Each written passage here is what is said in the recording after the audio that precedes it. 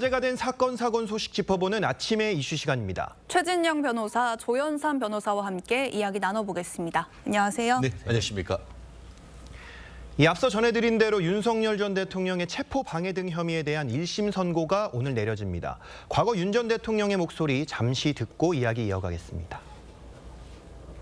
스크럼 짜는 거는 저는 알지도 못했고, 대통령 경호라고 하는 것은 어떻게 보면 아무리 지나쳐도 과하지 않다라고 볼 수 있는 것이고, 제가 아무리 파면됐지만 전직 대통령을 이걸로 범죄 구성을 어떻게 보면 엮어서 이렇게 재판에 회부한다는 것이 먼저 오늘 나올 윤 전 대통령 체포 방해 혐의 사건의 선고 공판의 쟁점이 뭔지 좀 설명 부탁드리겠습니다. 일단 죄명부터 말씀드리고 싶은데요.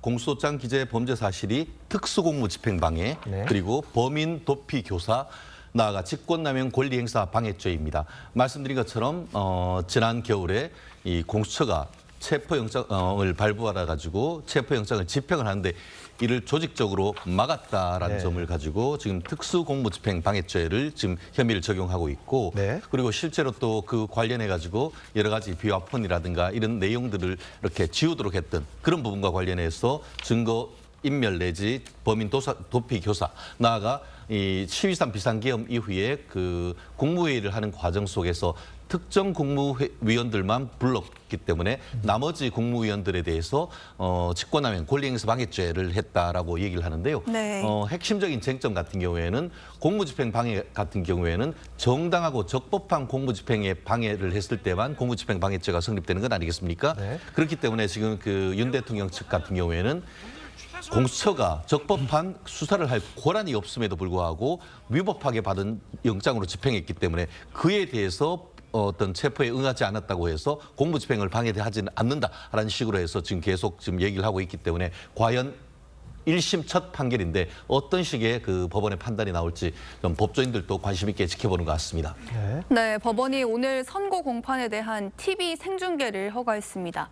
자, 조 변호사님, 이렇게 선고를 전 국민에게 공개하는 거 이례적인 일이죠? 이례적인 것이라고 해야겠죠. 우리 법에 따른다고 한다면 누구든지 법정 안에서는 녹화, 촬영, 중계, 방송은 재판장이 허가 없이는 할 수 없다라고 정해져 있습니다. 네. 그 말인즉슨 재판장이 허가하면 할 수가 있다고 봐야겠죠.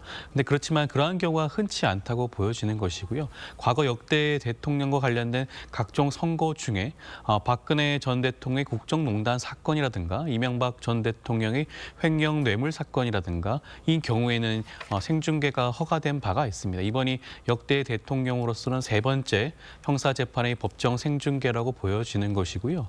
재판부 입장에서는 뭐 공익성이라든가 그다음에 이 사건의 중대성 이런 것들을 비교 형량해서 피고인에게 가해질 수 있는 그 불이익보다는 그러한 공공의 이익이 더욱더 크다고 판단한 것으로 보여집니다.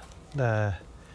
이 특검이 앞서 윤 전 대통령에게 징역 10년을 구형을 했습니다. 오늘 법원의 판단을 좀 조심스럽게 예상을 해주신다면 참 어떨까요? 극단적으로 그 결론에 대한 예측이 나뉘기 때문에 네. 저로서도 뭐 이렇게 예측하기가 어려울 것 같습니다.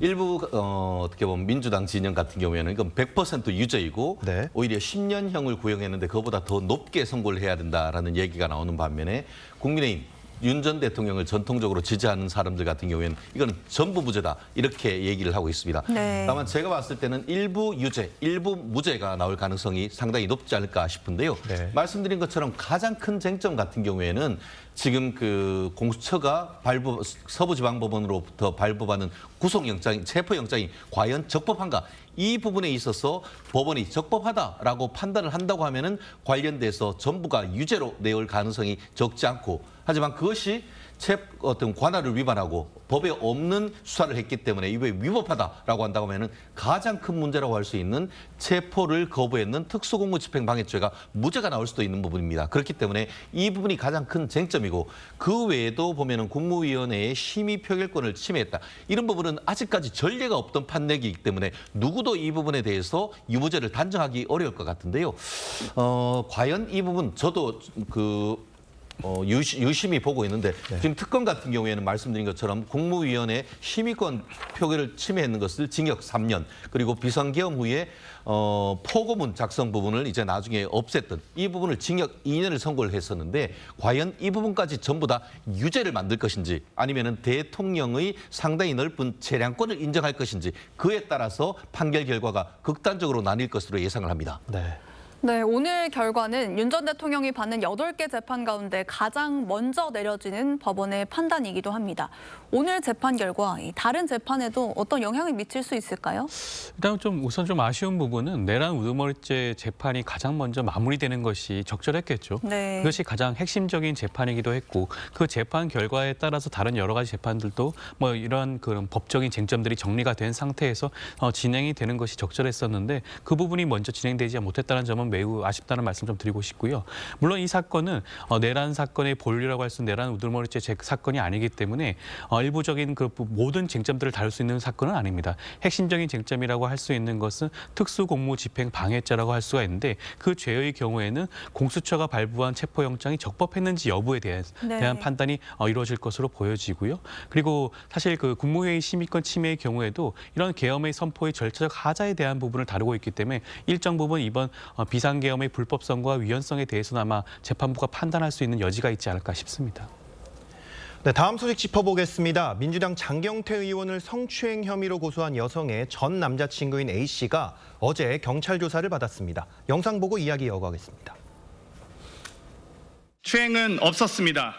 이 사건은 데이트 폭력 사건입니다. 남친이란 자의 폭언과 폭력의 동석자 모두 피해자이자 폭력을 행사하는 그런 파렴치한으로 몰려서 그로 인해서 저희 구청과 제 자신에 대해서 굉장히 명예를 훼손이 됐다고 느끼기 때문에 자기가 피해자라고 되려 큰소리 치시고 자기 특권 이용해가지고 그렇게 일반인들 찍어 누르시고 방금 보신 것처럼 A씨는 장경태 의원을 무고 혐의로 맞고소한 상태입니다. 구체적으로 장 의원에게 어떤 피해를 당했다는 주장일까요?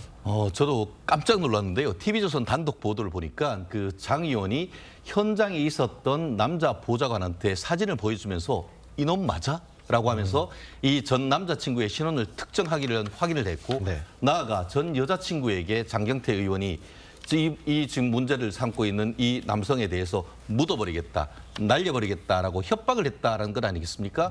법률적으로 봤을 때는 성폭행의 2차적 가해가 아닌가라는 의혹이 있고 이에 대해서 형사 고소를 했기 때문에 이 부분에 대해서 경찰이 명확하게 성폭행 2차 피해에 대한 어떤 조사도 신속하게 이루어져야 되는 것이 아닌가 생각합니다.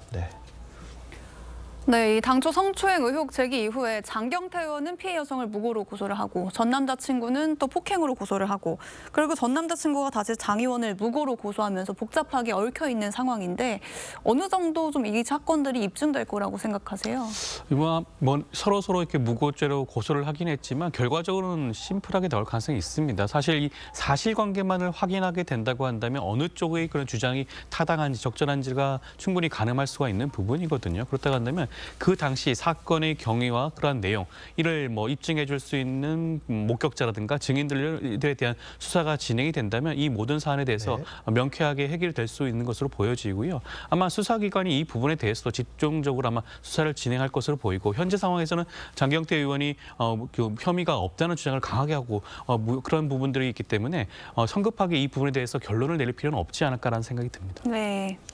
네, 조금 전에 이 최진영 변호사께서 이 성폭행이라고 발언을 해주셨는데 이건 성추행 의혹이라는 거 다시 한번 저희 정정하도록 하겠습니다. 두 분 말씀은 여기까지 듣겠습니다. 감사합니다. 감사합니다.